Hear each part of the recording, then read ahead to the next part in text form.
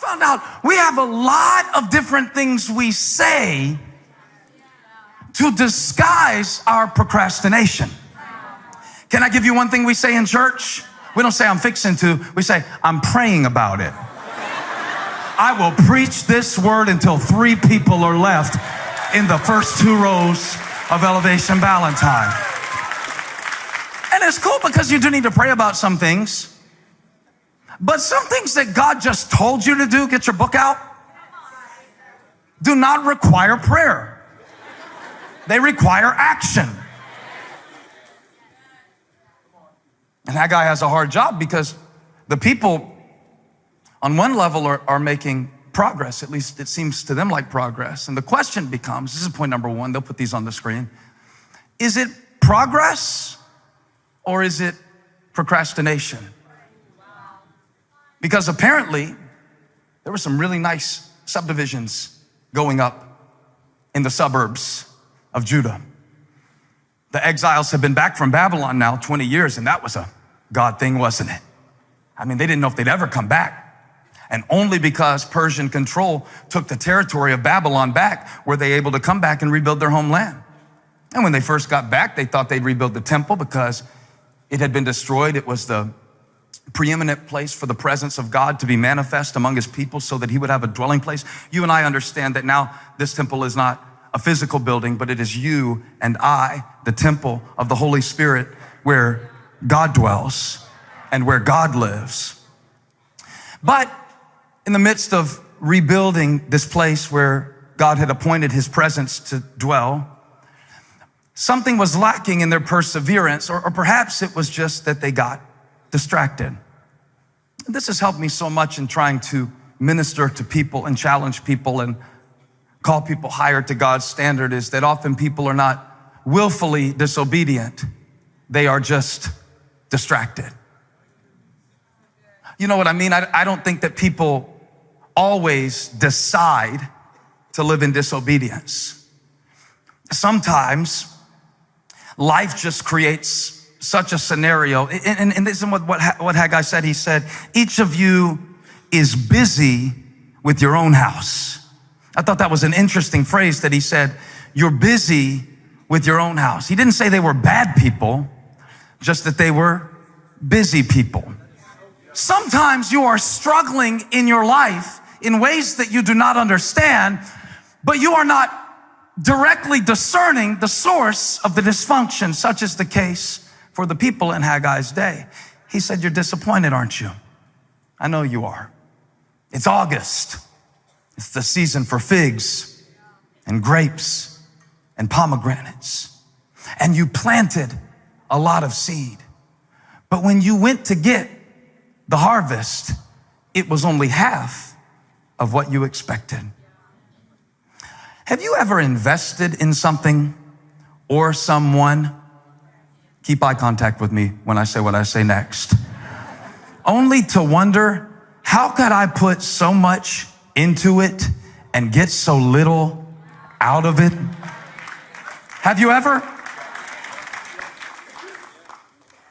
Have you ever, this is the scene in Haggai's day. Remember, this is a specific word to specific people, but I think it has universal application and it is a timeless truth, is that when you do not start your process with God at the center, it will always end in disappointment. And it will not matter how much energy you give it or how much talent that you have or how sincere you are in your efforts. I'm telling you, man, I have sat with rich people, famous people, people with great status and no satisfaction. Great prosperity and no peace. Because any process that does not start with God ends in disappointment.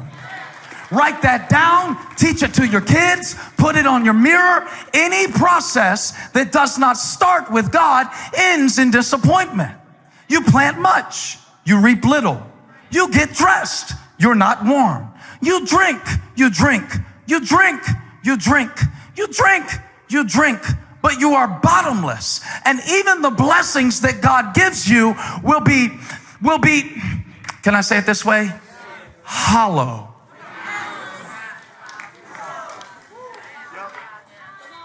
It's a hollow harvest. And while the people were busy building their own houses, busy building their own bodies, busy building their own dreams, busy planning their own future, they neglected the place of God's presence.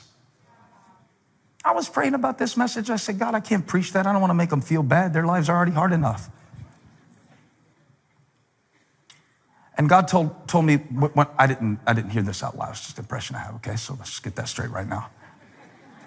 But the impression that I got is, if you don't ever make that connection, you will live in a continual state of frustration and wonder, why am I doing so much and receiving so little? Why am I fishing all night and catching nothing? That's what happened to Peter, you know. Fished all night, caught nothing. But the moment he gave his boat to Jesus, his biggest problem was breaking nets. Because God is in charge of the harvest. There is a certain part of success and a certain part of life that you don't control. You can decide how much to plant, but without the cooperation of the elements, it will only grow to be so much. It takes a little while to learn this, that you can do everything in your human strength that you know to do to guarantee a happy life. But there is a certain dimension of life that is outside of your control. Touch your neighbor, say, don't blow it. Here are these people. It's been 20 years. I understand they come back from Babylon. They're really trying to get acclimated to being back in a place that has been so ravaged. They're settling into their towns, maybe 2 years, maybe 5 years, but it's been 20 years. It's been 20 years now, which is a significant number for me. Let me tell you why. This summer, I was going back and watching some of the sermons that inspired me to be a preacher. They're all on YouTube. And it's cool because I don't have to pay for them. I can bootleg them now. And I've long since lost the cassette tapes, but they're all online now.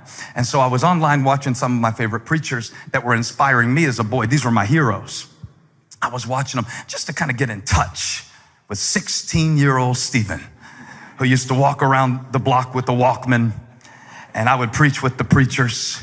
And I would hold an imaginary microphone. I've said too much. Okay. And I was listening to them preach, and I was watching them on YouTube, and I thought, man, these guys looked so much older to me. And then I did some math, and I realized that the guys that I used to watch when I was 16 were the age then, right, that I am now. You talk about a broken heart. You talk about a wake-up call. Because see, I still feel like I got all this time. You know, I still feel like we're just getting started. The church is just getting started. I mean, in my mind, this is still the IPO. But it was a wake-up call for me to realize that what they were to you then, you are to somebody now. In other words, you don't have any time to waste. Touch your other neighbor, say, don't blow it. You only got so much time. I know you keep telling yourself, one day when, and we're going to get around to it, and I'm fixing to, but you might find yourself one day running out of strength. What is in your heart to do? You better do it now. Shove your neighbor, say, do it now. Cock-a-doodle-doo. This is your wake-up call. That was 20 years ago, man. If we're going to build it, we got to build it now. But sometimes the devil will tell you you're being patient when really you are procrastinating. And if he can get you to mistake procrastination for patience, he can keep you locked out of the blessing that is on the other side of your obedience.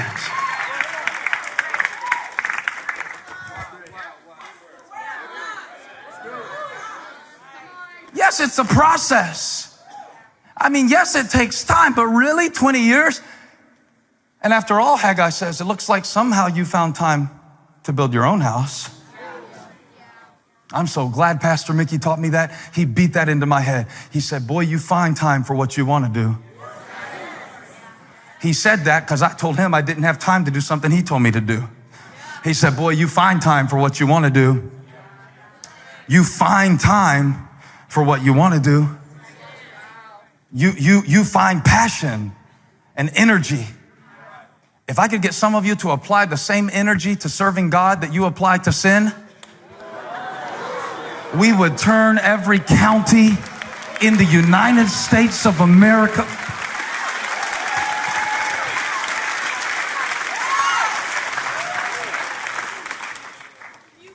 And it looked to them like progress, but the prophet Haggai says, wait a minute. Progress is more than just effort. Progress is effort in the right direction. Consider your ways. Consider your ways. He gets into a vivid description. This sounded so modern when I was reading it. I don't know if you had the same experience, because I thought about all the streams that we live in now and the feeds. And when he said you eat and are never full, and you scroll and are never entertained. He didn't say that, but that's what it made me think of. He said you YouTube and now you're over in cat videos and you don't even know how you ended up. How did I get here on a Minecraft tutorial? I'm 37 years old.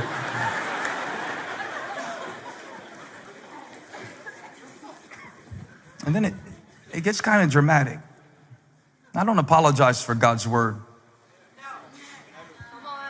He said, when I saw that you were so busy with your own work, when I saw that you were so busy with your own interest, I didn't mind you building your own house.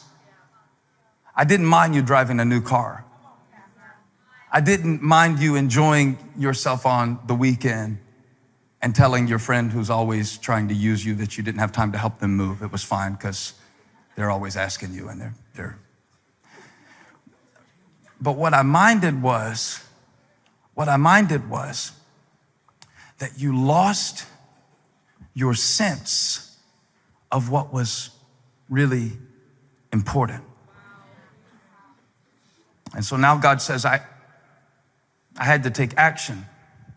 I had to frustrate your process to remind you of your priorities. You know how sometimes you'll be doing something that used to be fun for you and it's not fun anymore and you can't even explain why? Sometimes that's God sucking the fun out of something that is keeping you from your calling and purpose.